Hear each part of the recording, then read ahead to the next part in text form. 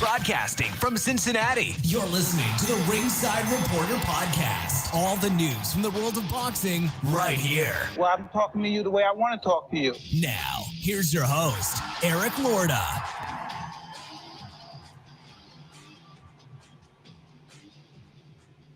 And we are live. Welcome to the Ringside Reporter Show, where we talk about the latest boxing news. If it's related to boxing, we'll talk about it right here. My name is Eric Lorta, and I'm here with my co-host, Joe Habib. We got a great show for you tonight, and if you want to call and ask questions, 323-870-3857. And tonight, we're going to talk about the Showtime pay-per-view, Jake Paul, Floyd Mayweather, and much more. But first, we get started with DAZN. The card last night, Juan Francisco Estrada versus RG Cortez, Estrada's WBC franchise junior bantamweight title. Beeb, I still don't understand this. I thought that you couldn't defend the franchise title. I thought it was like a designated title.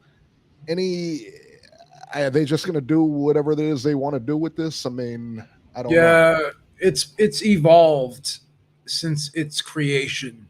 And Mauricio Suleiman continues to try to explain it. And each time he continues to try to explain it, he explains it a different way as time goes on. Originally, it was not an actual title, right? Now, right. The way he explains it, it's comparable to the WBA's version of the super title. So the franchise title is kind of like the WBC's super title. And the benefits you get are that you don't have to make mandatories, but I guess you have defenses, right? You can make optional defenses, right? So you can pick and choose who you fight, and there's going to be no mandatories enforced on you. That's a double-edged sword, because the good thing about it is it enables a fighter to be able to go right into the big money fights or unification fights without having to deal with mandatories. But also, you know, if there are mandatory challengers out there, or a mandatory challenger who is worthy, like say someone on the level of a David Benavidez at WBC in the case of super middleweight, right? And if you're the franchise title, then you never have to fight him. Sometimes the sanctioning bodies do get it right, and they do rank the right guy. But more often than not, you say to yourself, why is this guy ranked number one? Why is this guy the mandatory? Like Yildirim, why was he the mandatory? But again, you are going to get cases like David Benavidez's situation, where he looks like pretty soon he's going to be inserted as the mandatory challenger at 168 by the WBC. So in a case like that, it's great. You know, it's in a case like Yildirim, I meant to say it's great, because now you don't have to fight that. But okay, so what? I can just fight anybody I want. I can just fight, top 20, a number 20 contender. That's it for the rest of my career, and keep that belt forever. It seems that's the case. Man, that's silly. So, like I said, where say you're Fury and you wanted to fight Usyk, but a mandatory got in the way, then that would suck. But say you're Canelo and David Benavidez is your mandatory, which is probably the best fight that could be made at 168. Right. Now you can sidestep him if you're the franchise title holder, right? So there's pros and cons to it. Like I said, when there is a good fighter who's the mandatory, that's sometimes they will put the right guy at mandatory. More often than not, they don't. They don't, yeah. So, I could see where it works. That makes no sense to me, man. It really doesn't. Yeah. So, like, for instance, if Canelo was the franchise champ at 168 when Yildirim was the mandatory, he wouldn't have had to fight Yildirim, and he could have fought someone better, with all due respect to Yildirim. You know what I mean? Right. So in that, like I said, in that instance, I don't want to keep sounding redundant and repeating myself, but in that instance, it's great. But in the case of when they have like someone like David Benavidez as the mandatory, or say like a Virgil Ortiz at welterweight is the mandatory at WBC, I think, and WBO. Now, if someone has the franchise title at WBC, they can sidestep him, right? So it kind of sucks, and it can be good. So yeah. All right. So Francisco Estrada retained his WBC title by beating RG Cortez. Now, Cortez was rated, I believe, number 10 by BoxRec. Now, that doesn't mean anything, but that just kind of gives you an idea of where, he's definitely a good fighter, definitely a contender. And he was game for this fight, man. Scores were 115, 112 twice, and 114, 113. I thought that might have been a little too close, but, what do I know? Cortez came to fight, man. It was a good fight, but the difference was the pressure by Estrada, the body work by Estrada. The body work paid dividends throughout the fight. In the 7th, Estrada dropped Cortez, and that's kind of where the fight turned. It looked like maybe you can speak to this. It looked like he got him with a body shot, almost like a left hook to the body, and that's kind of what turned it. Right after that, if you notice, like Estrada kept the pressure up, but Cortez didn't really want to exchange with him much anymore. He was okay boxing him at that point. He did great. Don't get me wrong. Cortez did great, but listen, man, he was just outgunned here. He really was. Good. Both guys throwing a lot of punches, but he was just outgunned here. Estrada retains and is on track for his 3rd bout with Chocolatito Roman Gonzalez. I find it interesting that he's chasing a 3rd fight with Chocolatito when he won the last one. Why are we seeing a 3rd fight? I know those were 2 good fights. I get it. There's other guys in the division, though. Sure. Let's see that. We've already seen this one twice. Yeah. One earlier in Chocolatito's career, one later in Chocolatito's career. I thought Chocolatito won both of them. I'm not the judge. All right. So why is Estrada chasing this guy who has no title? Or does he have a title? I'm sorry. I think he does. Yeah. But who cares? But it's a 3rd fight, though. You know what I mean? Like, Well, here's the thing.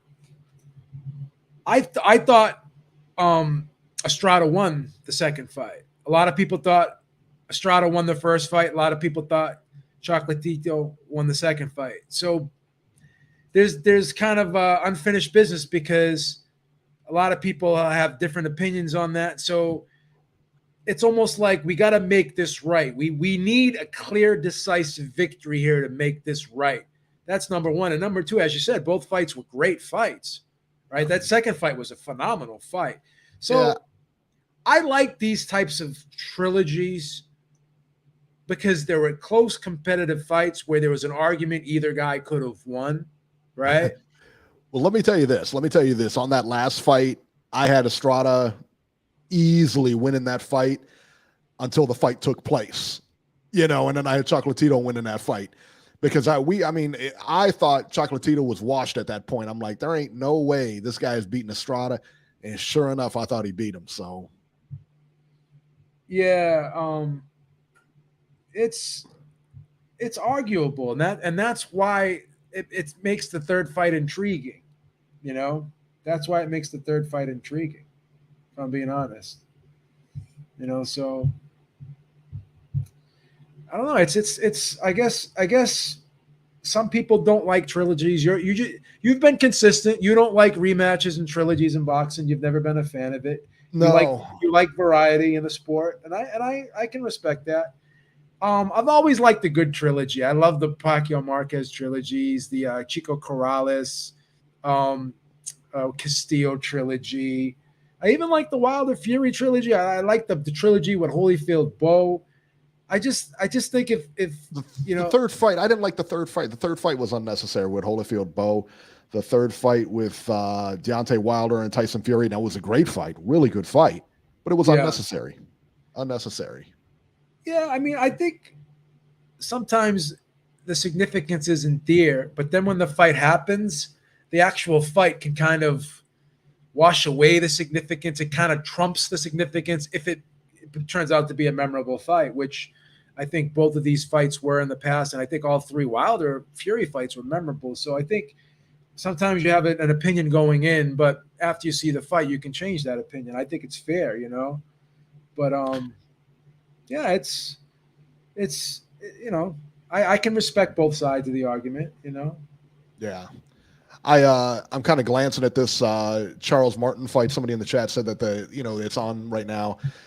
He's fighting a guy named Vargas, and this looks like a backyard fight, like the kind you see at the barbecue with 2 drunk uncles. Yeah. Awful. Yeah. So actually, Gonzalez does not have a title right now. I thought he did, but he does not. I didn't think he did, but I wasn't 100% sure either. So, Estrada has the franchise title. Yeah, that's about it. Yeah. But you can argue, Jesse Rodriguez, I think, went back down to 112 because that's the only other fight I think at 115 that it's the only fight I'd want to see. Yeah. Well, I don't hate this fight. I don't hate it either, but we've seen it again. It's like watching the same movie over and over and over. You've seen it. So you kind of know it's going to be close again.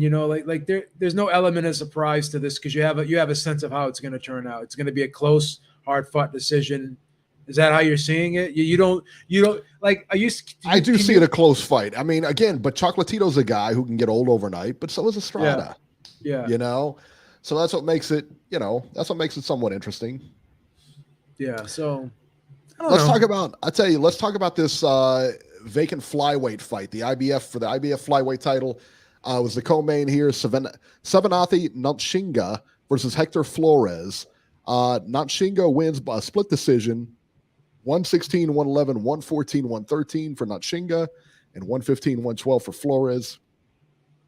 If you didn't watch this fight, I suggest you go back and watch it. It was good. It was action-packed. Flores was down in the second, didn't quit. He came on stronger. I've never seen so many punches thrown in a fight. These guys fought for every minute of every round. I mean, it was a really, really entertaining fight. Even though you didn't know, you probably didn't know too much about either guy, it was a very entertaining fight. So it was good. All right, let's break down, Beeb, because that Showtime card is tonight. All right, that Showtime pay-per-view card is tonight. I think it's a Fox pay-per-view. I think it's a Fox pay-per-view, actually. I think you're right. Yeah. I don't know why they're putting pay-per-views on Sunday. It drives me crazy. I hate it. I hate the pay-per-views on Sunday because nobody wants to stay up till 11 or 12 and then go to work the next day. Well, it's Labor Day tomorrow. I get it. It's Labor Day, but that doesn't stop them on other days where they do this again. So I, for one, can't stand it. All right. Let's take a look at this card here, and I'm gonna shut this thing off here because this fight is awful. It's amazing. Like I can't even believe this is on pay-per-view, but whatever. All right. So Andy Ruiz versus Ruiz-Ortiz, 12 rounds heavyweights. Isaac Cruz versus Eduardo Ramirez, 12 rounds lightweights. Joey Spencer versus Kevin Salgado, 10 rounds junior middleweights. Friend of the show, Raif Salim versus Mike Plania, 10 rounds junior featherweights. Abner Mares versus Miguel Flores will be on those undercards. So, Beeb, as I look at this card, all right, Andy Ruiz and Ruiz-Ortiz, that's almost like a co-main somewhere else. You know what I mean? It's not even like I don't know. It's a decent matchup. If it was on Showtime, I'd watch it. I would watch it. Isaac Cruz versus Eduardo Ramirez. This should be a walkover. Isaac Cruz, they're putting him back in line. They're not going to put him against anybody dangerous. Joey Spencer versus Kevin Salgado. Joey Spencer is a good prospect. And then Raif Salim versus Mike Plania. Beeb, this isn't even, to me, it's not even a pay-per-view worthy card. Well, the pay-per-view itself, starts at 9, correct? Yes. Okay. Pay-per-view starts at 9, and then you got I think it should have 4 fights, including the Raif Salim fight on there. But I just don't, like I said, when I look at this card, I have a hard time forking out $80 for it. Is the Mares fight on the pay-per-view portion of the card? No. So what's the pay-per-view portion of the card? It's pay-per-view, according to the schedule that I'm looking at, Raif Salim versus Mike Plania is the curtain jerker, followed by Joey Spencer, Kevin Salgado, Isaac Cruz versus Eduardo Ramirez, and then, of course, the main event, Ruiz versus Ortiz. What about Plant versus Durrell? That's not going to be on the pay-per-view portion of this card? That's not even on here. That's not on that card? No. I thought that was on this card. No. Why did I think that was on this card for some reason? Is that its own card? I know it's on an undercard somewhere. I just don't know where. Okay, that's on October 15th. Okay, for some Okay. reason, I don't know why I thought that was on this card. Okay, I apologize. That's crazy. All right. The Wilder Helenius undercard. Yeah, that's right. Oh, that's okay. Yeah, I knew it was Yeah. on. I got it. I got it mixed up for some reason. I don't know why. And again, like I said, I mean the Ruiz-Ortiz card. I mean that fight. Like I said, if it was on Showtime or anywhere else, I'd watch it. But $80 for that main event, and you guys lucky enough to see, Charles Martin fighting Devin Vargas tonight. That's a horrible fight too. I mean, both guys. This is a bad card. Devin Vargas looks completely out of shape for that fight. This is a bad card. It's a bad card. But I'm gonna say one thing. I got a feeling the main event is gonna be a really entertaining fight. They had these two styles. Oh, you know what? It says here, Nacho just said that Fox and FS1, Aleem and Spencer on the Fox FS1 card. Yeah. Yeah. Who cares? I mean, that's even worse. So if you want to be honest, that's even worse. I think the Mahrez fight is on the pay-per-view portion of the card. I want to say who cares about that one either. Yeah, I want to say really? that may be the co-main, I think. Nacho, is the Mahrez fight the co-main in that one? I think the Mahrez fight is the co-main, if I'm not mistaken. Yeah. But the card is not great. It's not awful. A great card. I mean, guys, if you bought it already, hey man, enjoy it. I bought it last week. I mean, come on. We knew you were going to buy it. But I mean, if you buy it, hey, great, man. More power to you, and hey, not a big deal, man. Everybody likes to be entertained, Daddy. So it's no big deal. It's a steal, man. It's only 74. Usually they're 80. 74 for that load of hot garbage. 74. Get a nice $6 discount, man. Right for it's Labor Day. $74.99. You don't even get a $6 discount. You get a $5 discount. Let's round it off. Come on. Stop it. Buy more steak tomorrow for the barbecue. Come on. Buy more steak with the $5 extra. Where are you going to buy that at? Where are you going to buy that steak at for $5? Buy myself a steak. Who cares about everyone else? I'll buy a nice $5 steak for the babe. It's going to taste like a $5 steak too, let me tell you. All right, baby. Oh my God. Yeah, but if you're on the fence about buying this, just my opinion, is definitely not worth it. But hey, man, you guys, your money, man. You do what you want to do. Hey, we're gonna see it one way or the other. TikTok, if you go to TikTok, I guarantee you'll find it live there. Where else might they find this live? Facebook Live will have it. Somebody will have it. So if you don't want to save your money, go there. But this awful card. Robbie just texted me, said the co-main event is Isaac Cruz. So yeah, that's what we said. Okay. No, I thought that Mahrez would have been the co-main event. Okay, that's fine. Yeah, Kevin Fuentes said, "Isn't it $59?" No, it's $75. $75, baby. Jeez, yeah, it's terrible. It's terrible. All right, so let's talk about the upcoming fights here. September 8th on DAZN from San Jose, Costa Rica. How about that? Yokasta Valle versus T2 Nguyen. 10 rounds for Valle's IBF women's strawweight title. There's some other chicks fighting on that card too. We're going to skip it because it's boring. September 9th in New Jersey on Showtime from Atlantic City. This must be a showbox card. Joseph Adorno versus Hugo Alberto Roldan. 10 rounds junior welterweights. Bernardo Torres versus Frenzy Fortuno Saya. 10 rounds featherweights. Yeah, this is definitely a showbox card. September 9th, Ontario, Canada on DAZN. Josh Wagner versus Jorge Perez Sanchez. 10 rounds welterweights. Mark Smither versus Andy Almendras. What is this? Have you heard of any of these guys? This is on DAZN. This is what we pay for. This is what we pay for. I'm done. I'm embarrassed to tell you I don't know any of those guys. Oh, my God, dude. Give me a break, man. Come on. September 10th, London, ESPN Plus. Claressa Shields versus Savannah Marshall, 10 rounds for Shields. WBC, IBF, and WBA middleweight titles, and Marshall's WBO middleweight title. Yay. Michaela Mayer versus Alicia Baumgartner, 10 rounds for Mayer's WBO and IBF lightweight titles, and Baumgartner's WBC junior lightweight title. Great card, man. And those are the two headliners. Those are the two headliners. The rest of the card, let me see. There's 1, 2, 3, 4, 5, 6, 7, 8, 9, 10. 10 fights. They're all chicks. All chicks on that card. It's a great card for women's boxing, man. Yeah, it's wonderful. You gonna watch it? It's on ESPN Plus. Why would I not watch it? Everyone and their brother's going to be watching this one. You're going to be watching it. I got to rearrange my sock drawer. Then I'm not sure if come on with this. Time to watch it. This is misogyny at its worst. What? I got to do some chores. This is horrible. I got to do some chores.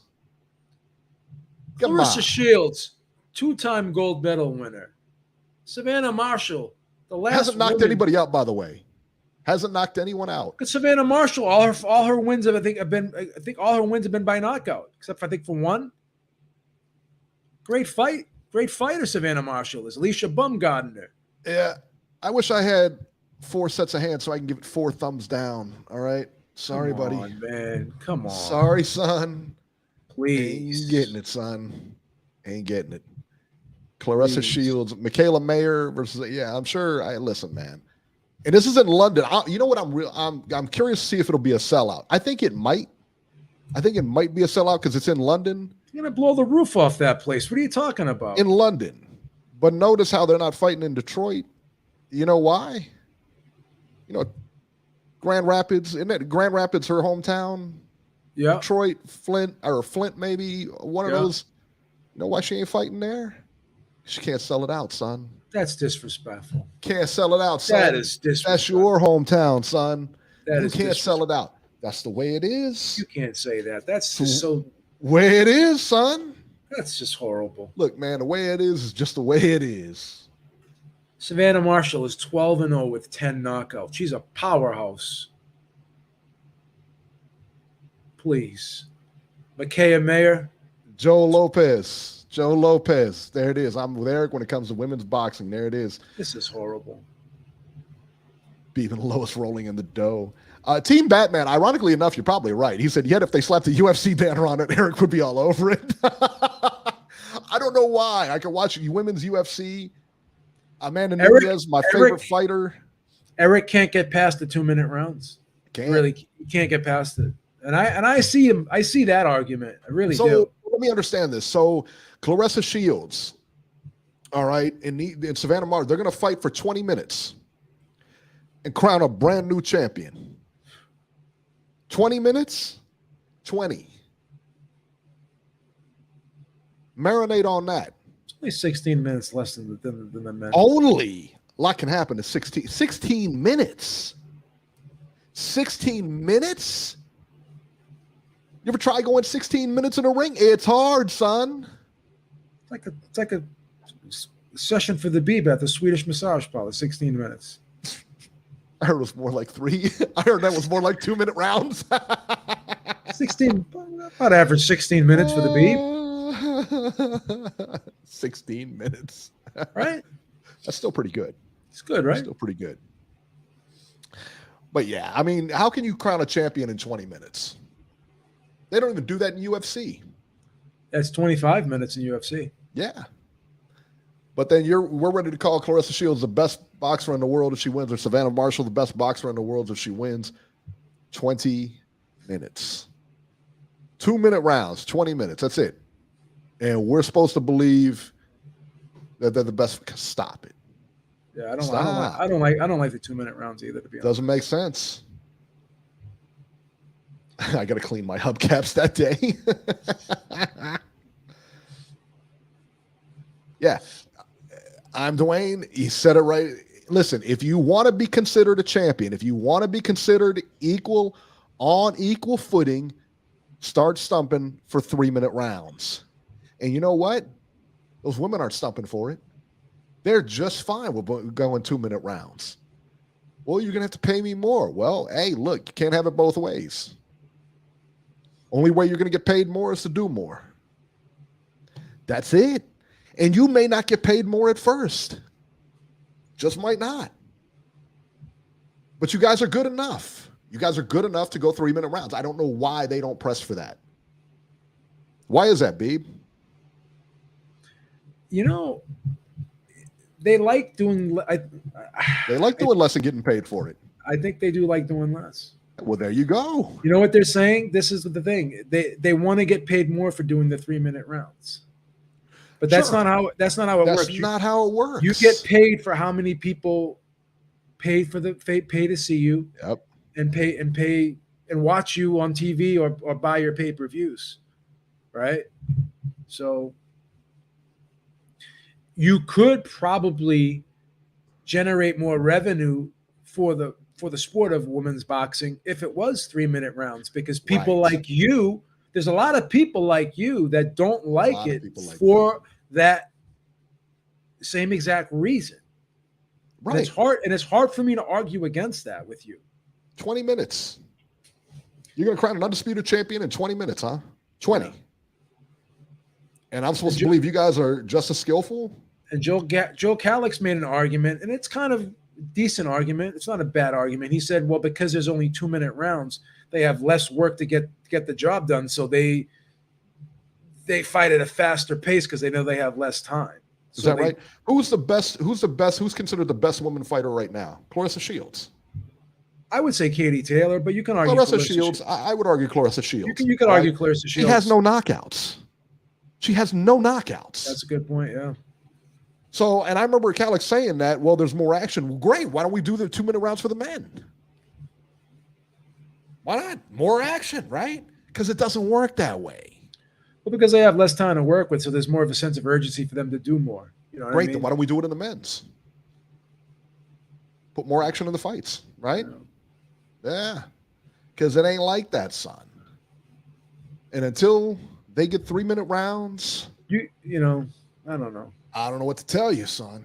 Until you get 3-minute rounds and you start acting like you care and you want to be in the sport by stumping for 3-minute rounds and saying, hey, I want to do what they do. I agree. I want to be on equal footing, which you should be, by the way. I agree. But as long as you're playing this game, you're not going to be.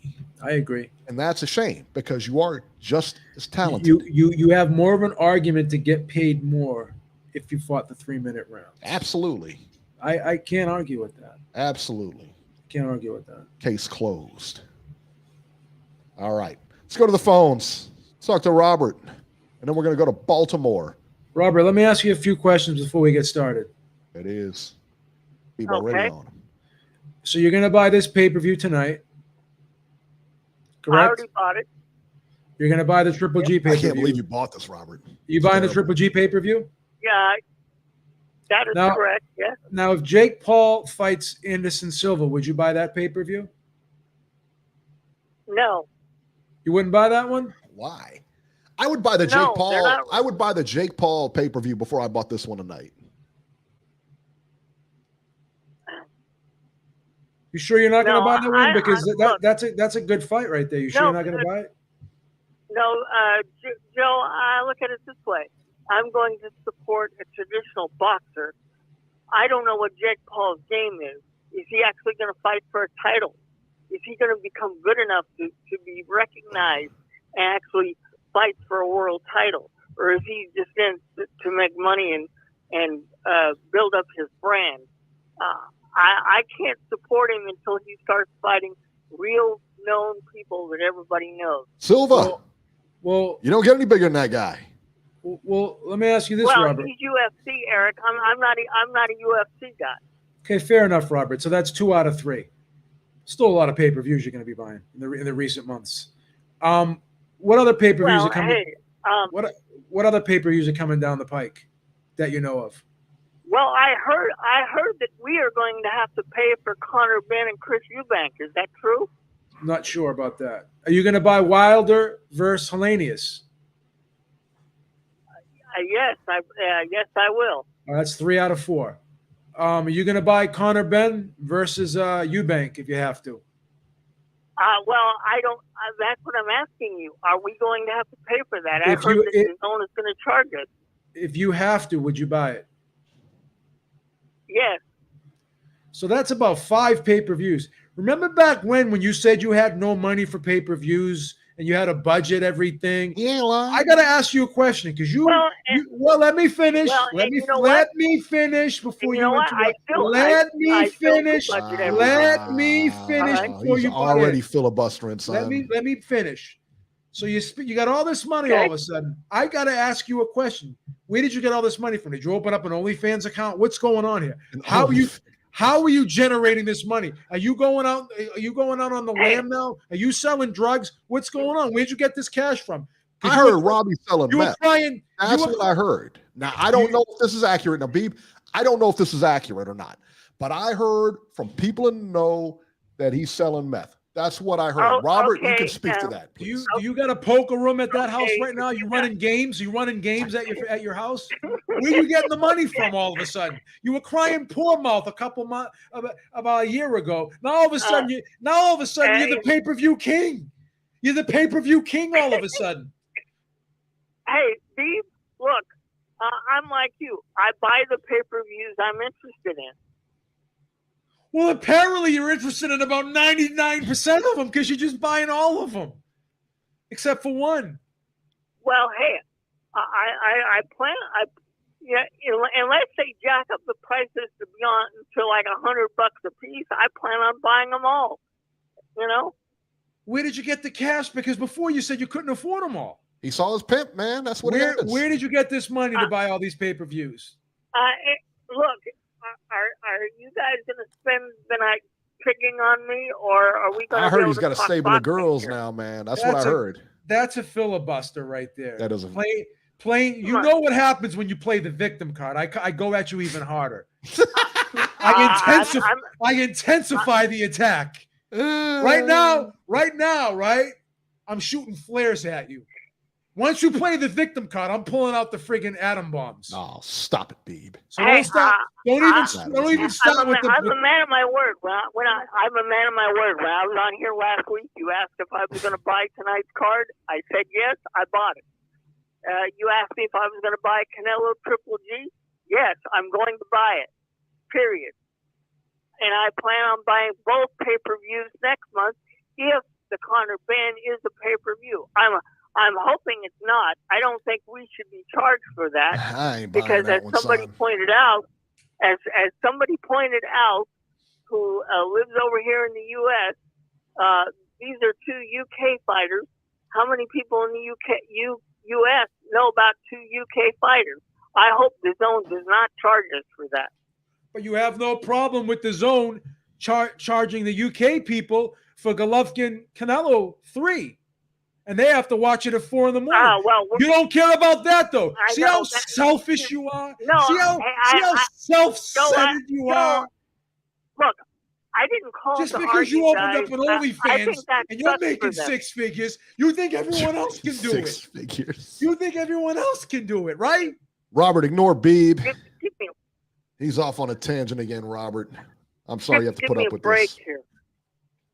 Because you're running a back No. room poker game at your house. Jesus Christ, man! All of a sudden, just because you're freaking rolling. If I'm being so damn successful, get on a plane, come out here, and join the game. If that's the case, send me a ticket. Send me a ticket since you got it like that. Beeb's on a budget, man. Give me a break. Now, Go ahead. Finish what you were going to say.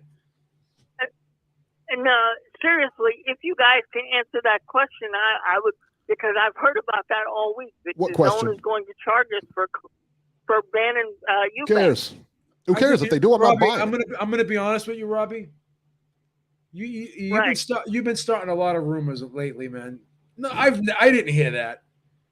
I don't even think you heard it. I think you're just making up. I didn't hear it either. I don't know where you got that from. I don't know where you got that from. Okay. All right. Who told you that, Robert? Who told you that? I need a source. Where did you hear that from? God. And I bet you he won't come up with a source because he made it up, Eric. He made it up, this guy.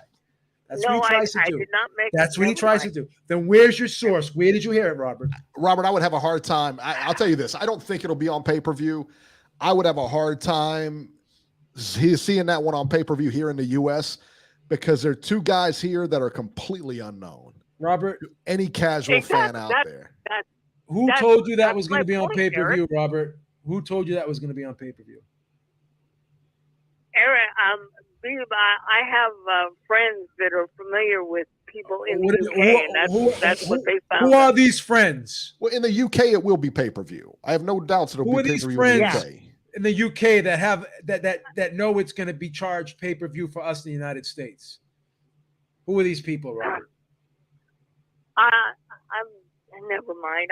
I'm sorry. Robert, admit you made it up, Robert. Admit you made it up. Stop no, it, I did not make it up. You made it up. You know it's not going to be on pay-per-view. Anyway, but you're just trying to grab some clickbait. You want your clickbait right now. God. That's what Eric, you're doing. I didn't call for him to be doing this. I'm sorry about that, Robert. Robert, take my deepest apologies. Please go on. I heard it's going to be on pay-per-view over here. On last night's fight with the Estrada fight. Yeah. Did you have any idea that they were doing open scoring? No. I thought that sucked. I don't like it either, to be honest with you. I hate it. I that sucks. They did open scoring for that fight. I'm like, really? Yeah, I didn't know it was open scoring. Yeah. Well, David Diamante got on the microphone after the 4th and 8th round and gave the scores. Yeah, I try not to listen to and I know he's the announcer, but I'm the ring announcer. But I try not to when I watch. Yeah. A lot of times when I watch fights anymore, if I don't watch them live, I'll try to watch it with the sound off, and just kind of watch the fight where I don't hear any commentary or anything like that. I just kind of watch the guys fight. One judge, I couldn't believe that when I think one judge had Cortez up after 6, and I was like, wow, really? Cortez did very well in the early rounds, I thought Cortez did very well in the early rounds. Mid rounds, it started to swing, though. Okay. Joe, how about this? After 8 rounds, the one judge you're talking about had Cortez up by 3 points. That's what I meant. That's what I meant. After 8 rounds, he had it 87-84. But you know what? You see it in a lot of fights, though, because guys can hang with other guys because you're all basically at the same skill level. You know what I mean? I mean, you're all basically at the same skill level because only just variance, separates you guys because you guys are both high-level boxers. So you'll usually see a fight maybe even after 8 rounds or real close after 8 rounds. But once 9, 10, 11, and 12 come around, you start to see a separation there. All right. But Eric, my problem with that is, what if both corners hear those open scores? Guarantee they do. And they give their fighters they give their fighters different kinds of advice if they didn't know what the score was. That's called good corners. Robert. That's called good corners. Robert, unless they have earmuffs on, how would they not hear the open scoring? It's announced. No, a lot of times when they're watching it on screen, they get texts from people at home who are watching it and see what the guy is getting. You know what I mean? What like Steve Farhood is scoring or whatever. Right. I've heard of that before. Right. Well, but for open scoring, if my guy is way ahead, I'm not going to tell him to get any unnecessary exchanges. So this is what happens. This is what happens, Robert. There's pros and cons to it. Yeah. And I see what you're saying. So if a guy thinks he's way ahead, and it's not open scoring, because a lot of guys think they're way ahead in fights, right? And they win fights wide, and we all have it close. Yeah. So if a guy thinks he's way ahead, and the open scoring says he's not, then that guy won't coast. But the flip side to that is the guy who is way ahead, and it's announced that at open scoring that he's way ahead, then he's going to coast. But how would that have changed like the Chavez-Taylor fight? Think about that. Yes. Yeah, I think the classic example of bad advice was what Oscar De La Hoya and Felix Trinidad where the corner of De La Hoya told Oscar, "Oh, you're way ahead. You don't have to do anything." What did he do? He took off the last 4 rounds, and Trinidad came back and won. Yeah. Do you think that was his trainer telling him to do that, or he just decided to do that himself? I think it was both. I mean, he knows. Well, no, I mean, he fought long enough to know. It could have been. I think it could have been a little bit of both there, Joe. All right. Listen, as much as I like Felix Trinidad, you could still argue Oscar won that fight. I had that fight a draw, to be honest with you. I thought it was close. I mean, that's the thing, though. Like, you can still argue that Oscar won. Most people thought Oscar he was crushing him in the beginning of that fight. I mean, most people thought Oscar won. Trinidad didn't even look like he belonged in there in that first half of that fight. Yeah. So he got those no, shots. that's true. He didn't. Yeah. All right, Robert. By the way, before I get out, go ahead. All right. Go ahead. Before I get out of here, I got Andy Ruiz tonight. I think he beats Ortiz. So. All right. And I think that'll set up a future fight with him and Wilder. Hey, by the way, Andy Ruiz looked awful at that weigh-in. By the way. Yeah, he looked big. He looked. What was he? 268? Now, which is the same weight he came in against Joshua, but the first time around. But yeah, man, I don't know. He didn't look great. Not a big fan of that 268, man. I'm not on his frame. No, man. No. He needs to come. I would like to see him 240, 245, somewhere in there. Just drop 20 pounds or something like that. You know what I mean? At least get yourself back in the game. I think he'd be faster. He'd be slicker. And he's not going to lose any of that power. I mean, he knows how to throw a shot, man. Who's his new trainer, man? I don't know. I don't. Somebody I've never heard of, Joe. So he's got a new every other fight. He's got a new trainer. He's got a new trainer. He's going to new gyms. It's constantly changing, man. So like, how's he going to get into a rhythm or a flow? The guy's never happy anywhere, man. He's constantly changing. All right, guys, I'll get out here and let somebody else talk. All right. See ya. And James Valdez said just came in to smash the like button. If you guys haven't already hit it, hit the like button. Get our videos up there, man, and tell your friends, man. Tell your friends, come subscribe. If you haven't subscribed, go ahead and subscribe. It doesn't cost anything. All that other good stuff. Is Maestro picking Ramirez over Bivol? I'm not sure. Centurion said that, but I don't know if that's accurate or not. I actually want to pull the trigger on Ramirez. I'm telling you, Ramirez is going to win that fight. I think he's going to win that fight. Ramirez is winning that fight, son. I'm gonna pick Ramirez in that fight. I'm gonna do it. Yeah, I think he's the best fighter in that division right now. I do. 175? You think he beats Beterbiev? All right. I think he beats Beterbiev. I think he's skilled. I think he's got because he he's reminds big. Me a lot of David Benavidez. You know what I mean? In that weight class, he's big. He's big. Yeah. He's too good, man. He's too good. Maestro. Yep. I'm picking Zerto. I was on the fence. I was on the fence, but I'm picking Zerto. Yeah, I'm telling you, man. I think he beats Bivol.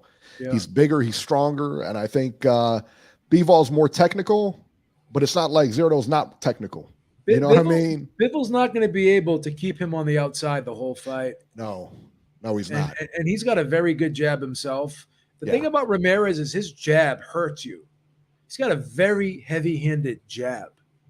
You know what I mean? And he's very versatile. He should be a star by now, Beeb. This guy should be one of the biggest stars in Mexico right now. Yeah. And he's not.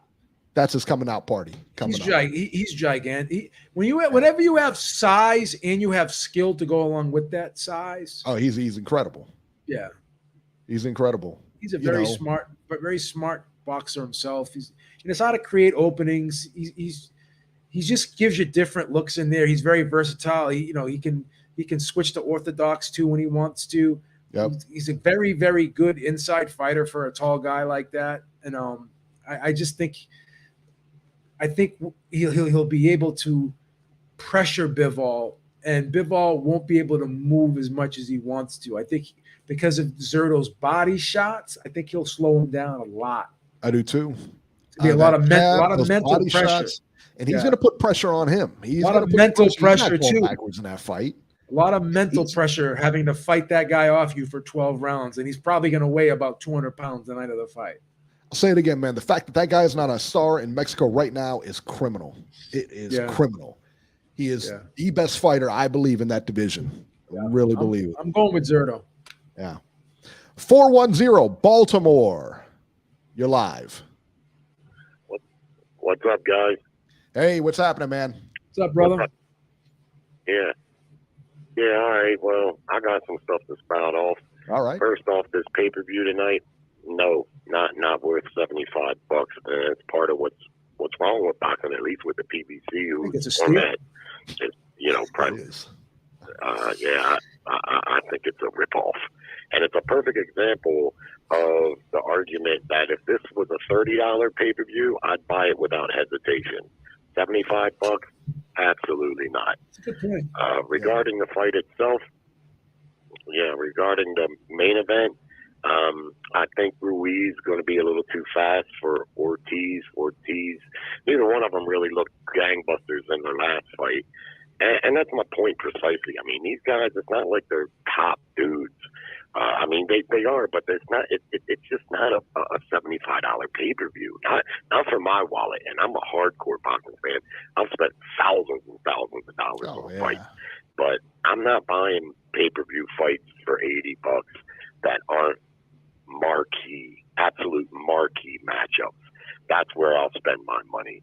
I ain't spending it on these PBC low rent, low budget cards. That's a product of them not having the overhead to finance the fights and make the fights with networks in a bona fide fashion. But Ruiz, to me, should win the fight. His hand speed should carry the day. But if you ask me, Ruiz needs to look impressive in the fight. If you ask me, in order to line him up and keep himself in the talk of a big fight. Abner Mares, they're clearly grooming him to be a future Tank opponent, another Latin fighter that they can feed to Tank Davis. He ain't got no business coming back to boxing with those detached retinas, and to me, it's almost criminal. In fact, I wouldn't mind if he lost and I like Abner. He was a scrappy fighter, what I remember from him. But I don't like his motivation for coming back at the risk of his own health. And then regarding Shields and Savannah Marshall, I'm definitely looking forward to that fight. That's going to be a great fight. In fact, the last big women's fight was a hell of a fight. The two girls, I can't remember their names right now. But I like women's boxing. Yeah, Taylor and Serrano was a hell of a fight. I like women's boxing. In fact, I love women's boxing. But the problem with women's boxing isn't 3-minute rounds. The problem with women's boxing is a couple things. One, it's not nearly as old as men's boxing. Men's boxing's been around. It's got probably 140 years of history prior. Women's boxing not that old. And more importantly, it's not enough women that participate to make competitive fights. Now this is a marquee matchup and should be a competitive fight like Williams and Serrano. But the problem is, like, if you look in any division, there might be 1-2 good fighters max at the top, and the rest aren't just world class pros that are just below the top. The rest are like totally not that good at all. You see, so the competition is just not there. And the reason the fight is not in the U.S. is because, hell, men's boxing isn't popular in the U.S. Women's boxing is never going to be as popular as the men's boxing. Even if they change it to 3-minute rounds, it's still not going to be popular. Just not enough participants in women's boxing to really capture that intrigue. So the fight happening in the UK because the boxing is bigger in the UK. It didn't always used to be that way, but that's how it's been now for a little while. Boxing is just in a bad place here in the United States, and pay-per-views like tonight are part of the reason, if you ask me. I agree. Completely agree with that. Now, yeah.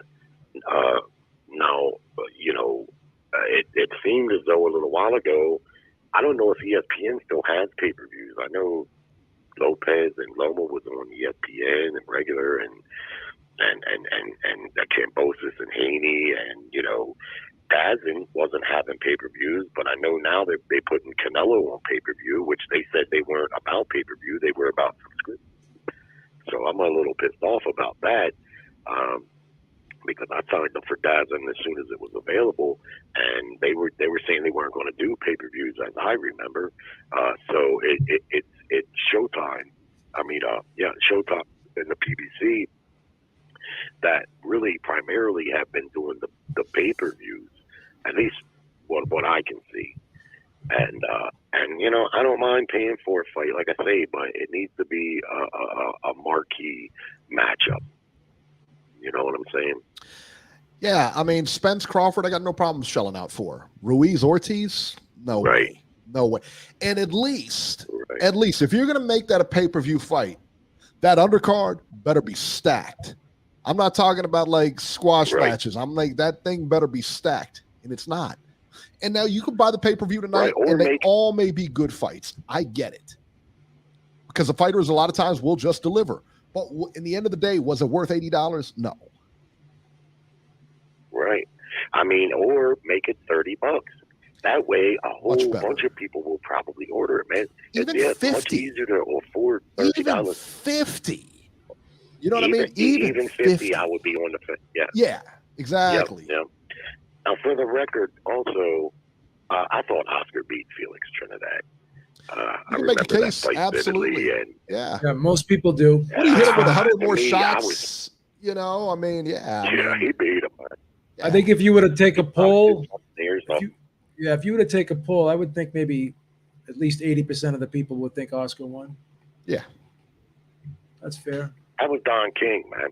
Don King, notorious for that, and Oscar, big a star as he was, Don just knew who to pay, man, and Felix Trinidad. Now, I do agree that Oscar let off the gas there at the end, but the fight was in the bag, if you ask me. I mean, there was times, like you said, he was boxing Trinidad's ears off, man. And Trinidad, while he did come on a little bit in the second half, I don't remember him putting any hurt on Oscar, really. Oscar's defense was good, and he wasn't engaging as much as he did in the first 6, 7, and 8 rounds. But his defense was good. Trinidad never really got to him with that big hook that I could see. Yeah, let me ask you this. So if after 9 rounds you had it 6 rounds to 3, right? For De La Hoya. Say you had it 6-3. Could you argue that at least Trinidad won 3 rounds out of the first 9? Or no? Because here's the thing. If you give Trinidad three of those first 9 rounds and you give him the last 3, the fight's a draw. See what I'm saying? So yeah, I would have felt a lot better. Yeah. I had the fight a draw. Because I thought Trinidad won 3 of those 9 rounds. So yeah, De La Hoya pulled away. That's fair. He did pull away, but by giving up those 3 rounds, you can make an argument that it's a draw. Now, here's the thing: you would have to give Trinidad 4 rounds for him to win out of the first 9. I mean, that's kind of crazy, but I don't know. I had it a draw. No, that's fair.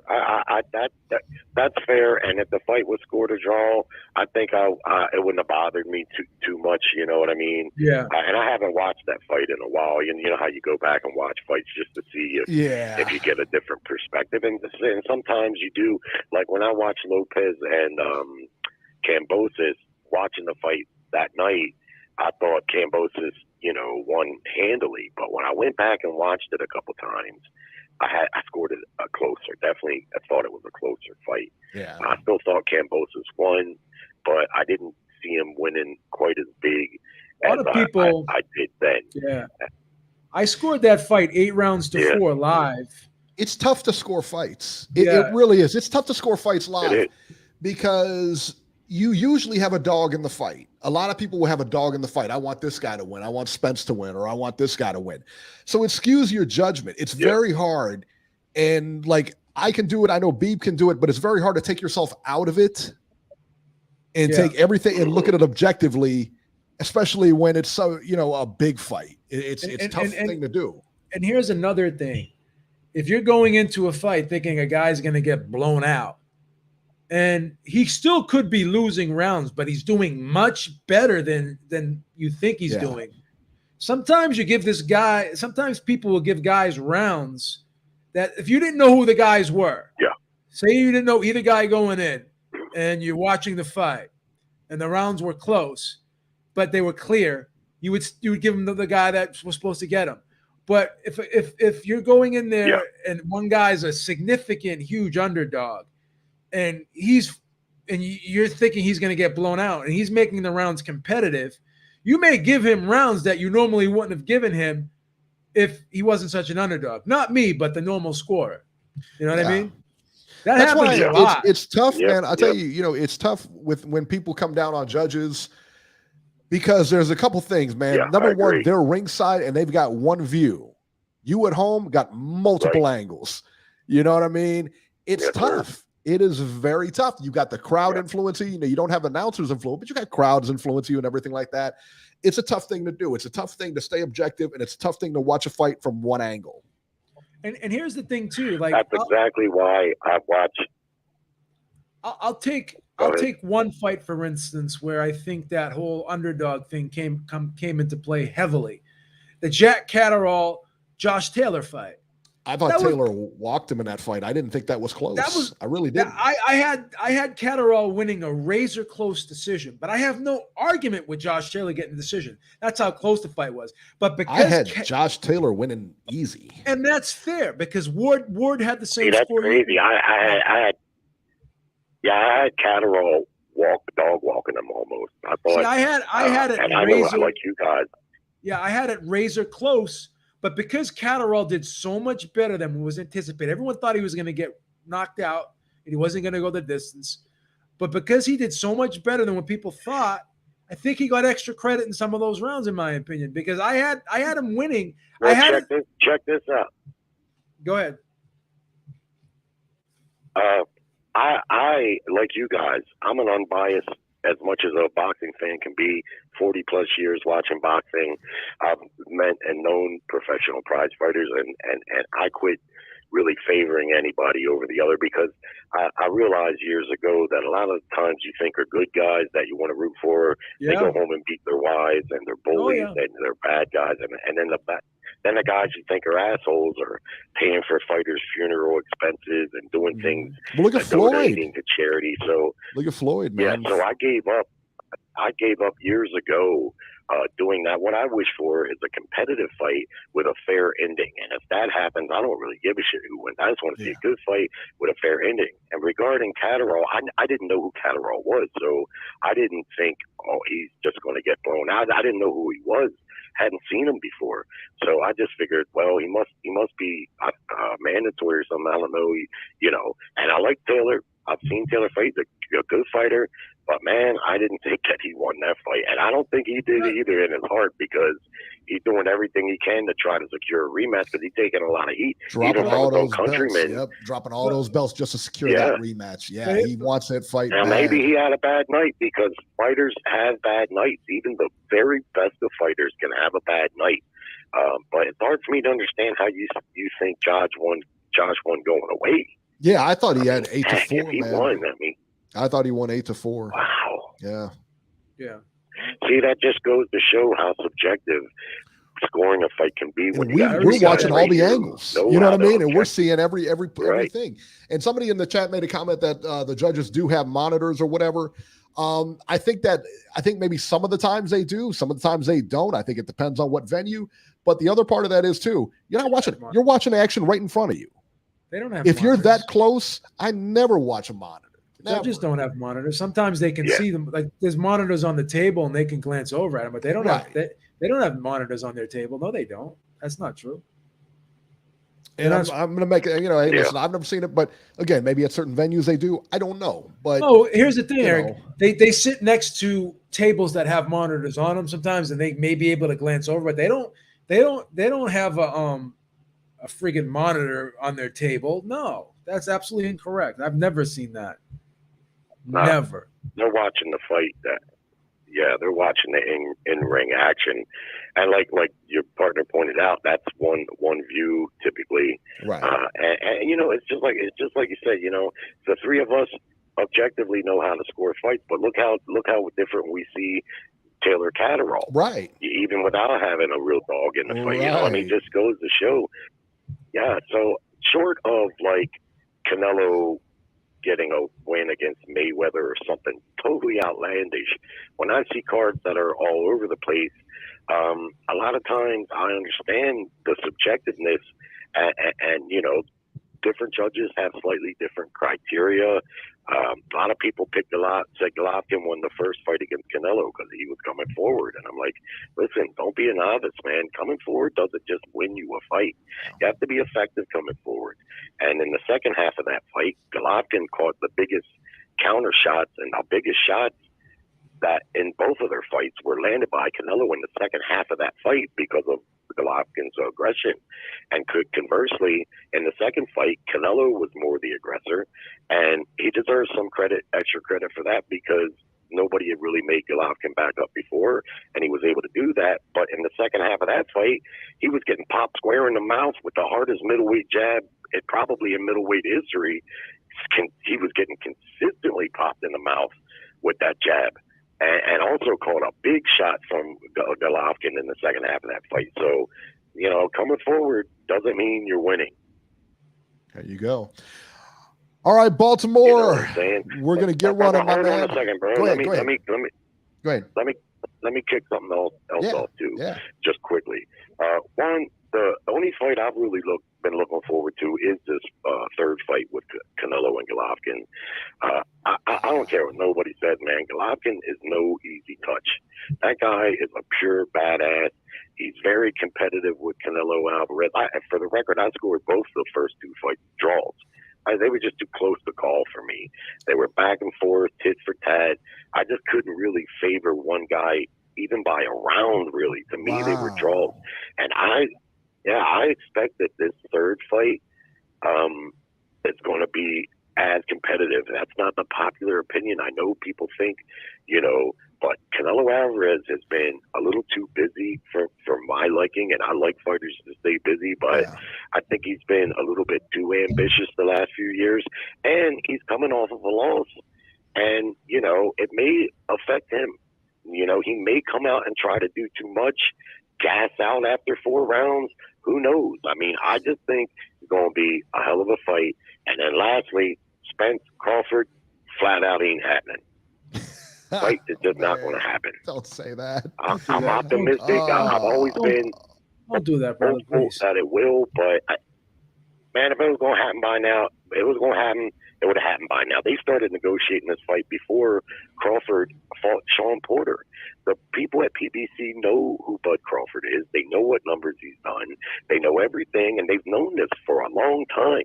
And apparently, to me, if this fight was going to happen, they would have made this fight by now. They've had 6, 7, 8 months, and even longer to really make that negotiation happen. There's something fundamentally wrong.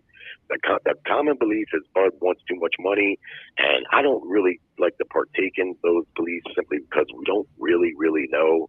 But between the people at PBC, Stephen Espinoza, Bob Arum, and Eddie Hearn, who is the ultimate twister in this, he told me, or not me, but I seen Eddie Hearn meet with a guy, and he was doing a interview, and he said that he met with Bud Crawford, and the interview took 20 minutes because Crawford wanted way too much money, and it wasn't even close. And I really feel that Crawford doesn't want to sign for the money they're offering, and I got a bad feeling we've seen the last of Bud Crawford. Oh. All right, Paul. Thank you so much, man. He always has great calls. Jerry, I'm sorry. He always has great calls. You called him Paul. Where'd you get that from? You called him Paul. At least you didn't call him Robbie. What's the matter with you? You called him Robbie. Then he's one of our best callers, and you over there calling him by the wrong name. You got to be ashamed of yourself. You know what I'm saying? Shame. At least you didn't call him Robbie. Shame. 760, you're live. Hey, what's going on, fellas? Hey, what's happening? What's up there, brother? What's up with you, man? What's up, B? Yo, How you doing? please, man. Are you watching got this all fight the tonight, shit. Brian? Okay. Are you watching this fight tonight? I'm hoping I get somewhere where I got good signal because I'm actually trying to get home. I'm in the middle of these highways in Texas, but why they got the fight on a Sunday? I don't get that. That's what I've been happened with saying. that? Like Labor Day tomorrow. No work. Sunday? No work, brothers. Labor Day. They would have had it on a Sunday regardless. It was Labor Day, man. Come on. I don't get why they had it on a Sunday. And then another thing, I don't understand why this fight's not on regular TV. Why they got this fight on pay-per-view? It's like, I have no that's idea. crazy to me. This fight is worth every No penny idea. of it. It's worth every penny I of it. get All right, know- Brian. Thanks for calling, man. Look, We're going to get I- running. Thanks, bro. Oh, you We go. appreciate it. Don't do that to him. Come on, Eric. Oh man, you always fucking with me, man. But hey, who did you guys pick? Who you think gonna win this fight? I'm taking Ortiz, man. Who you got? Ruiz. You got Ortiz, dude. Who you got, Eric? Ruiz. I think Ruiz wins it. Ruiz. Yeah. Okay, what was Ruiz weight? He's the same weight that 268. he was when he fought Joshua the Yes, first time. and he was too heavy then. And how tall is he? Was he like 5'4"? I think he's. I think. Or is he- What is he, I like think 6 he- foot? I think he's about 6 feet. If I'm being Yeah, generous, I I'm think being so, generous. I don't think he's 6'2". I think that's bullshit. I'd like to stand Yeah, next to him and see how I tall he just is. don't know what to think. Yeah, they're I don't building know him to what to think, 6'2". man, because I was 6'2". Yeah. I just don't know what to think because it's like Monday, I was like, okay, maybe Ortiz, and then Tuesday I said, okay, maybe Ruiz, and Wednesday I was back to Ortiz. If I have money, right, I'll probably drop 100 on Ortiz because I think that he's the underdog. What is the odds on Ortiz? I think he's like a I think he's like a plus 280 or something like that, almost a plus 300. Plus two, so, it's like a plus 280, 290 or something like that. I would probably drop 100 on Ortiz if I was to drop some money because it seemed like you could make some money off of him. But I mean, to me, the fight is almost like a 50-50. I was thinking about Ortiz when he fought Charles Martin on his last fight, and I said, man, he looked like shit. That's the worst I ever seen how he looked was that last fight. Mm-hmm. You know what I'm saying? Because he got dropped with the jab. And I think he got dropped with a straight. But then I thought about how Ruiz looked in his last fight against Ariola. Neither one of these guys look good. Neither one of them have looked good in a while. Yes, they don't look. Yes, they don't look good at all. And then it's like when they did the face-off, I'm looking at Ortiz and I'm just looking at him and I'm like, damn, this dude, he got to be going on 50. He's between 45 and 50 Stop years with this old. ageism. He's an old dude, man. He's an old guy, son. He's 43. How old is he? He's what? He's 43. He's not He's older than He's 43. shot out 43-year-old I've ever seen in my life, Look. son. He looks like he's about Look. He 90. does not look older than you, Eric. Stop. He does not look older than you. Yes, he does. Does not. Look. He's definitely older than I I'm am. getting tired of this whole thing about Stop. just because he's Cuban, he's lying about his age. That's Clearly he's lying about That's his age. xenophobia. That's xenophobia right there. Stop it. Big. Xenophobia. Stop He's it. not older than. Ortiz look like Bill Cosby. Just because people say, Big. where did this Stop rumor playing, come Big. from? You know that man. Where did this rumor That come man from? looks like he's big. He Where'd the looks rumor younger come than you, from? Brian. Look at his Big. face. That That's man where the rumor looks came Younger than from. you, Brian. He looks younger than you. He looked like it. Looks younger than you, Brian. Stop it. You can not. Well, I guess I look about 50 years old. Shit. No, you look Look, 40 this just man- like him. You look 40 just like him. Stop lying, Brian. No, that man do not look my age. That man look like my I'm getting uncle or tired of something. it. I'm tired of the xenophobia. He getting look like tired of my the uncle or xenophobia. something. Oh, just Listen, because he's Cuban, he's I'm lying not- about his look, age. look, That's I'm BS. BS. I'm not. Stop it. No, I'm not saying. Listen, D. Listen, man. The man looks great for a 50-year-old. Okay, Doesn't I'm not look trying 50. to put him down. Doesn't look okay, 50. He He doesn't look 50. Man, it looks 60. Obviously looks like he's. I'm not saying he's 50. I said he looks around 50. Okay, at That's least a lie. in That's his a lie. late 40s. Okay, That's blasphemous. he looks like he's about in his late 40s. Look your age. Hold on, wait. But then I think my age. I'm only 40. I'm 40. You know, I'm still. That's how he looks. He's the same age as Still you. kind of young and fresh. You know. You and Eric act like No, that man. What do you and Eric think? You look like you're 23 or something? I look like my face is suffering from erosion. All right. I have no qualms about saying I'm 49, but I'm telling you, he looks older than I do. That's a lie. There's no way. He looks 50. He looks at least 10 years younger than me. He looks at least 10 years younger than me, and I'm 52. However, stop it. However, hey, look. I'm not trying to put it down, but now talk about Ruiz. Ruiz is about 6 foot. Let's give him 6'2". He's not 6'2". He's not 6'2". I'm not giving it to him. I'm not giving it to him. Whatever he is, 268 pounds. 268 pounds. So either this shit you can't just look at this and just be like, well, one looks better than the other and this looks good. You can't compare nothing that looks good to anything in this situation. It all looks bad. That's why if I had 100, I probably would drop it on Ortiz because it's just, I don't know though. You know, I'm up and down with who might win the fight, but if I was a betting man, if I could make profit off of a winner, I would put money on Ortiz. I'm just saying. You know what I'm saying? But do it, Brian. Do it. It's crazy they got this fight on pay-per-view, man. I don't know if I'm going to make it back. I'm definitely not going to make it back in time. I ain't going to find nowhere, man. I don't have that website. I probably got to get on the site. I'll catch it on YouTube or something like that. I'm not watching this fight. You ain't watching? Nope. Good. We got to protest. Man, we got to start protesting against this fucking pay-per-view shit because, you know, I was listening to you, B, but I'm like, we shouldn't have to pay for their fuck up because I don't know where they fucked up at. What are we going to protest? We're going to go out in the streets with picket signs saying boycott this pay-per-view? What is wrong with you people? What is wrong with you people? This fight would be great to put on regular TV. It would have been so great, and not on a Sunday, okay? That's crazy to put a fight on a Sunday. I agree. I've been saying that. Ready to crash out and get ready for work on Monday. That is just bad business, man. Brian, do you have anything positive to say today? Yeah, you were kind of a negative Nancy tonight, Brian. Brian, do you have anything positive to say today?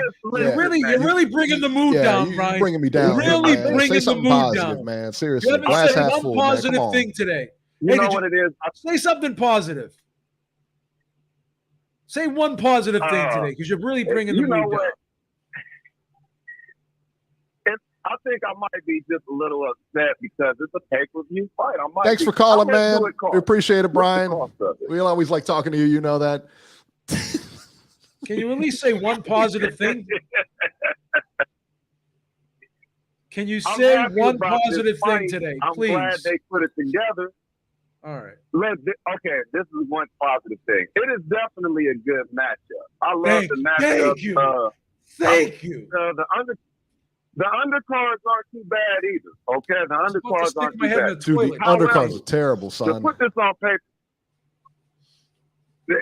they're not too bad, but a pay-per-view for pay-per-view is terrible. Right. You know what I'm saying? For the pay-per-view, this whole thing is terrible. But if this was a TV fight and I could watch this for free on a Saturday, well, I might watch it on Sunday anyway. But if it was on regular TV, this would be a great matchup. It would be a great matchup, you know. And I don't understand why they don't get people, regular casuals, familiar with these guys before they start selling them on pay-per-view. Because I've asked people, you know, that's why everybody be thinking boxing is so popular. It's not. They don't talk about this shit on Fox Sports and barely talk about it on ESPN. So nobody knows what's going on with boxing. Nobody knows who Andy Ruiz is. I'm like, hey, man, you know, big fight coming up this weekend. They like, shit. I don't know nothing about no Andy Ruiz. I said, you know, the guy that beat Anthony. I said, the guy that beat Anthony Joshua. They said, who the hell is Anthony Joshua? I'm like, man, dang, man. That's the reason why I got to call Ringside Reporter, because you guys know what I'm talking about. Because I can't talk to regular people when it comes to boxing. But what's fucking it up? I'm not a regular person now. There's something wrong with me. We're I'm not a elevated. regular We're on a person. pedestal. Now He puts I'm us not on a a regular pedestal, person. Beeb. No, you guys are elevated. No, Elevated. you guys are elevated. Yeah. Oh, Elevated. okay. Beeb is a regular. Let me Now clarify we're this. Let me clarify this. Beeb is a regular person. I am elevated. Big difference. Big difference. Listen, man, you guys got that boxing knowledge. I love talking boxing with you. It's, you know, but I can't just do that with my regular homies like that, is what I'm saying. They don't keep up with boxing like that. So they putting it on pay-per-view, and nobody really knows still who Andy Ruiz is. That's why, man, somebody's fucking up, okay? I'm going to keep it real. Somebody got to be lazy. Why can't up. they Google him? Why are people so Man, lazy? nobody's going to Google somebody that is. Tell your friends to start Why Googling would these they fighters. They can Google them? They're not who going they to are. Google. They're not going to. If I'm right there, I got to tell them to Google. But I'm saying if they just, nobody's just going to look up Andy Ruiz or look up what he accomplished. None of that. You know what I'm saying? This fight that they're going to have, I don't even know if they're going to talk about Google it a on pay-per-view ESPN fighter. or Google a pay-per-view fighter. A pay-per-view fighter. Google him. Come on, stop it. A pay-per-view fighter. Right. Exactly. It's terrible. It's terrible, man. All right, Brian. All in all, you know, we got to get running, man. Any more points? Make it fast. That's all, man. That's all. That's it. I know we got to watch the fight. That's it, man. Thanks for having me. He gave you about 5 minutes today, man. Jesus. Yeah, I was going to cut him off, but you know he was making some good points. What did you send him, a Snapchat or something? A Snapchat. I sent him an OnlyFans password. There you go. Area code 251. Beeb, I believe this is Alabama, the great state of Alabama. 251, you're live. Is this Deontay Wilder? Hey, guys. First of all, I want to say I really enjoy your show. Thank you. Who are we talking to? Reporter. Who are we talking to? This is Danny in Mobile. Danny in Mobile. Love it. Oh, man. Thank you. All right. But in regards to the last two callers, in my opinion, the reason why they had this fight on a Sunday night is because yesterday was the first day of college football. So I think that had something to do with it. But I could be wrong. You might be right. That Ohio State game. I mean, anytime Ohio State's playing, you know, because I'm from Ohio, the world stops. Not just Ohio, but the world stops to watch. Ohio State, Notre Dame. It's a big game. Played in the evening. Yeah, I think you might be onto something there. You might be right. This guy's a genius. He figured it out. And then knowing that tomorrow's Labor Day, you're off typically you're probably off anyway. Yeah, I think so. I think you might have something here. This guy's a genius. He figured it out. Proceed. As for the fight itself tonight, Ruiz versus Ortiz. I mean, looking at the weigh-in, Ortiz looked awesome, man. I mean, he looked bigger, he weighed less, and Ruiz is bigger at the weigh-in. I think it's going to be a great fight. Andy's got the hand speed, but Ortiz has that straight left hand, you know, and he's got that Cuban style. So I think it's going to create problems for Andy, but I think it's a toss-up. I think it's 50-50. I think it could go either way. You know, I think it's going to be a good fight, really. Yeah, I think it's going to be good. I think it's going to be good, but I don't think it's pay-per-view worthy. Are you going to buy the pay-per-view? Oh yeah, I'm getting it. That's what I like to hear. Well, look, man, like I said, man, real fan. I will tell you this, and while I'm not going to buy the pay-per-view, I will tell you this, that a lot of times pay-per-views that we don't buy or that we think are, you know, not worthy of pay-per-views, a lot of times those guys know that talk going in and they perform. They always show up. The fighters always show up. So, man, I hope if you buy it tonight, man, I hope it's a great fight, and I hope it's a great undercard, man. The thing about it is, you got a former unified champion versus a top-ranked fighter who fought for the championship twice. So anything can happen. And I just think that it's going to be a great fight. I really do. And you need to get out there and buy it to help these guys out, man. Thank you. Especially on the card, man. Thank These guys need that money. There you Thank go. you. There you go. He's cheapskate like Brian. Yeah, Brian's not even buying it. What a cheapskate. All right, that's all I got to say, guys, man. Appreciate your show, man. A lot of great insight you guys produce. We appreciate it, man. Thank you so much, Danny. We appreciate it, man. Thank you. Let's go to Corey Lee, 804. 804, you're live.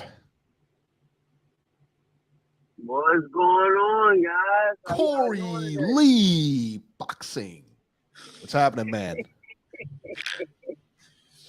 Corey, you buying the pay-per-view? Oh, he's not buying the pay-per-view, son. Are you buying the pay-per-view, Corey? What? You buying it? I'm not buying the pay-per-view, but I am putting money down on the fight. I will be putting money down on the fight. He's going to put money down, but he ain't going to pay for the How are you fight. going to know who wins? What are you going to do, waste? Because I'm going to be at work anyway. So, I'm going to punch in like 5 right after I get off this call. So I got to watch the fight anyway. So I might as well just put a bet in. You know what I'm saying? So yeah, I put a little bit of money on the draw, you guys. The draw is crazy high, and it's plus 1,800 for a draw, and I don't see that out the realm of possibilities to happen.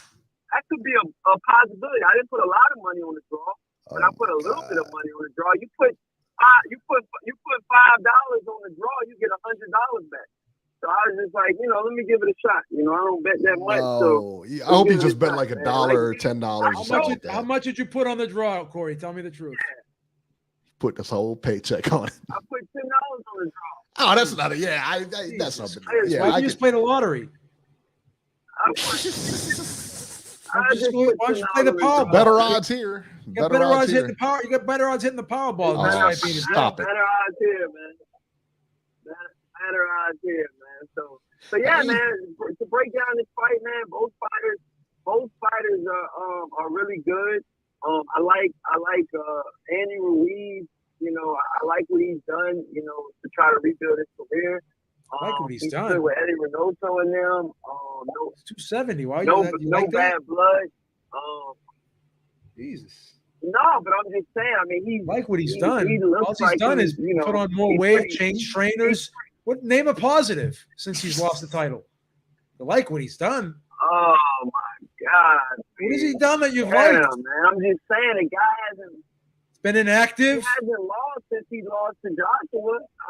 So he fought one time after that. Him and King Kong. He fought one time after that versus Chris Arreola, who knocked him down and won rounds against him. This is like a classic Crossroads type of fight, like a loser leave town type fight. You like what he's done? Besides getting a tattoo on his ass, what has he done? 270 pounds of pure muscle. Besides getting a tattoo on his ass, what has he done? I like it. Did he drop? Let me know when you're finished, B. He's finished. Go ahead, Corey. Let me know when you're done, dude. What's that, man? So listen, man. I think Andrew Ruiz, I think he's got a shot in this fight. I think he definitely has a shot in this fight. He's quick, he's nimble. He can definitely catch Andrew Ruiz reaching in. If Charles Martin can knock down Ruiz-Ortiz twice, why the fuck can't Andrew Ruiz? I don't give a fuck if he was 290. Dude. Yeah, you're gonna see a knockdown in this fight. One of these fighters is gonna definitely get knocked down. My bet would be Andrew Ruiz knocking down Ruiz-Ortiz at least one time, and it not being a flash knockdown. Ruiz-Ortiz is getting up there in age. I seen when Charles Martin hurt him, he really hurt him. And, I just really think that, if you're going to get hurt by Charles Martin, which we all thought was a fluke when he beat Anthony Joshua, and when he won the world title and fought Anthony Joshua, we all thought he didn't, deserve to be at that spot. For you to really get, almost embarrassed by Charles Martin, that says a lot about you and your career so far, where it's heading. And I don't think Ruiz-Ortiz, they say the last thing to go is power, but I think that his chin is questionable at this age as well. Did Deontay Wilder soften Ruiz-Ortiz up, for, these type of fights, man? Because Andrew Ruiz, if we know one thing about Andrew Ruiz, we know he has power. We know that for sure. And I really think that the power of both of these fighters will really show in this fight. But I think both fighters are warriors. That's why I feel like this fight can go the distance, and I think it will go the distance. I think that, I'm giving a nod. I'm giving a nod just from the jabs alone. I'm giving a nod to Ruiz-Ortiz. Very close fight. But I think Ruiz-Ortiz can win this fight just off the jab alone. I think the jab is the key punch into this fight. And I think stylistically, if you break this fight down, both fighters have a chance, But I think Andy Ruiz's chance is more of a knockout type of win. And I think if it goes to the scorecards, I'm favoring Ruiz-Ortiz. That's my call. This is Corley Boxing, and you've definitely been hit with another banger. Peace out, you guys. All right, Corey. Good call, man. Good call. What are you over there salty for, huh? What are you salty for? Stop it. Luis Ortiz to win by decisions of plus 700. That's fucking great odds. Let me tell you what. Andy Ruiz is fighting Luis Ortiz to get him back on the map. You know what I'm saying? Everybody thinks this is a 50-50 fight. I don't think so. I think they're very evenly matched 5 years ago. All right. But the fact that Luis Ortiz didn't do that well, he won against Charles Martin, but listen, his punch resistance, not the best anymore. And he's 50 years old going out there, look, man, stop it. He's 50. All right. Like I said, man, if Ruiz doesn't look good in this fight, he should pack it up. He can win, but if he doesn't look good in this fight, he should pack it up. He's got to win this fight impressively, and he's got to know that going in. This is a fight he's supposed to win impressively. He should win impressively. You're gonna try to market him against Deontay Wilder. What are you gonna take this guy to a draw or like a half-hearted decision? No, you got to win convincingly, son. Yeah. No questions. All right, let's talk about the news and rumors here. Jake Paul versus Anderson Silva, October 29th. Beeb, do you like this fight? Love the fight. It's awesome, right? I think it's a very good fight. Do you think it happens, though? Because some people are saying, it's not going to happen. I don't see why it wouldn't. I think it's happening. I know Silva can make weight, so there you go. Silva's a fighter, man. He's not going to mess around. You're not going to see him not seeing Rockman in anything. So, yeah. He's not going to Rockman it up, so I think it's going to happen. Mayweather is fighting in September for Ryzen. Floyd Mayweather will be facing Mikuro Asakura for Ryzen. The fight will take place on September 25 in Japan. Asakura is an MMA fighter, weighs about 145 pounds. It's an exhibition, so even if Floyd loses like he did against Logan Paul, it won't count. Beeb, gotta hate this, man. I hate this. Are you watching that fight? No. We stayed up and watched the last one all night. The last Ryzen fight he was in. That's an exhibition. That's not even considered a legit pay-per-view. I'm not buying that. Yeah, we're watching it. We're watching it. We're watching it. Are you paying for the Silva fight? Yes. Yeah, I am too. Hell yeah, of course. And Beeb, I am Dwayne. Beeb is definitely buying that pay-per-view. Some sad news to report today. Ernie Shavers passed away this week. One of the hardest hitting punchers in history. Any weight class, any era, he was renowned for that power. Now, I'd be remiss if I didn't say this. He was actually born in Garland, Alabama, and he moved to Warren, Ohio when he was 4. So he is legitimately from Ohio. He grew up, born and raised, was raised in Ohio. So he's one of us, Beeb. Yeah. How about that? You can claim How about him. that? From Marvin Ohio. Hagler. Marvin Hagler was born in New Jersey, but moved here at a very young age to Massachusetts. So we was he born in Jersey? Yeah. Did you know Steph Curry was born in Ohio? I had no did idea. not. I didn't know that either. It's Yeah. crazy. Let's see here. Mike Montero was in the news here.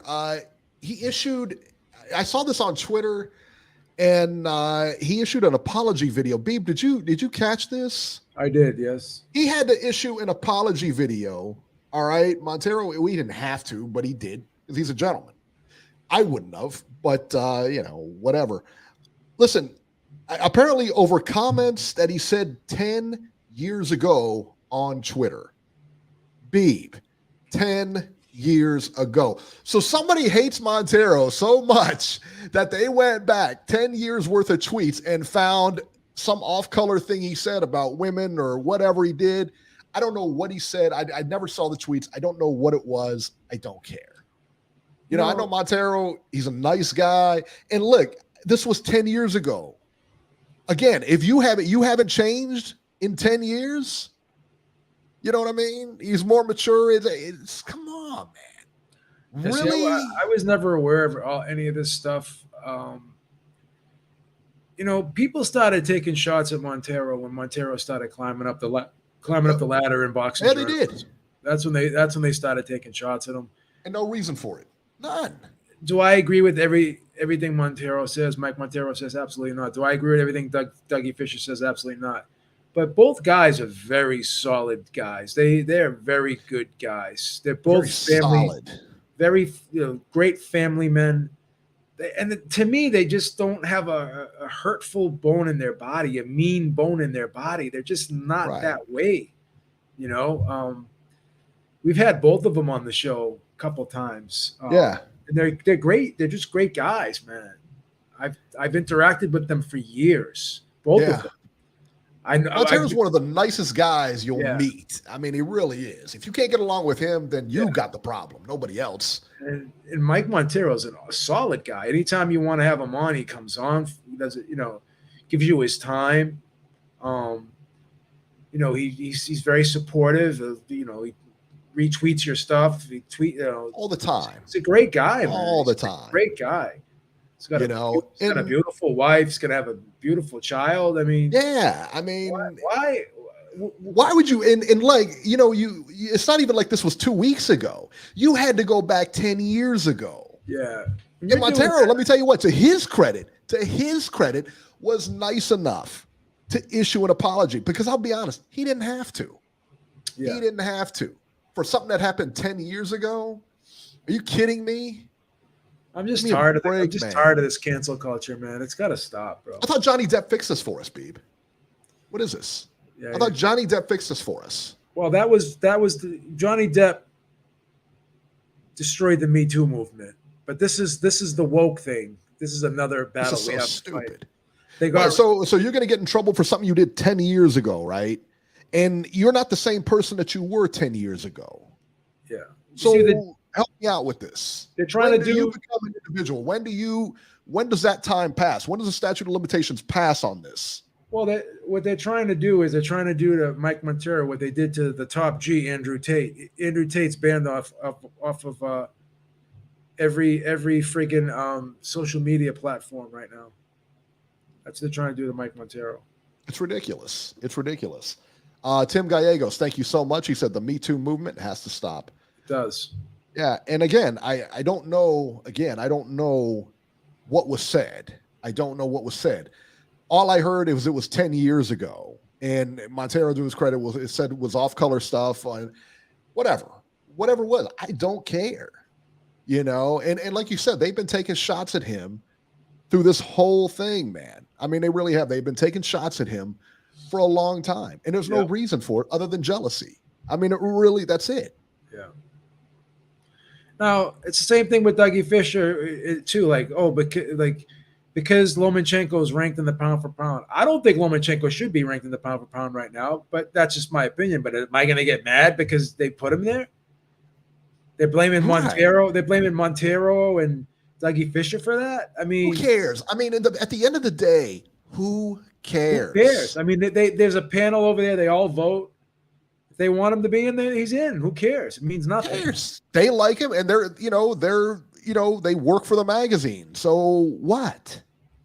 So they have an opinion that you don't agree with. Hey, newsflash, that's what they're paid to do. That's what they're paid to do. They're paid to get subscribers. They're paid. Hey, wait a minute. The last thing they want you to do is not care about the product. So this gives either love it or hate it, but you tune in. It creates a discussion. It creates a dialogue. Right. And when you have that, that creates interest. And it doesn't always have to be mean-spirited. We've had Mike on here several times, and I've You guys have disagreed constantly. And I don't have it. And we can do it respectfully. Sure. I've called into a show and I've disagreed with him before. I don't get mad. I've had disagreements, but we always do it respectfully. It's never anything with malice. I mean, it's like all the time. Even Nacho in the chat, I disagree with him all the time. Sometimes I think he's a couple sandwiches short of a picnic, but that doesn't mean I don't like the guy. Right. Everybody, it's all opinions. It's all opinion based. You can't really, get on somebody for their opinions. Just is. Yeah, it's horrible. Yeah. I don't get it, man. All right. Well, listen, man, that's my rant on Montero. That'll do it for this edition of Ringside Reporter. As always, you can catch Joe Habib on Twitter at JHabib1. Find our YouTube channel at ringsidereporterlive.com. And you can find me on Twitter at ringside73. Guys, we will see you next week.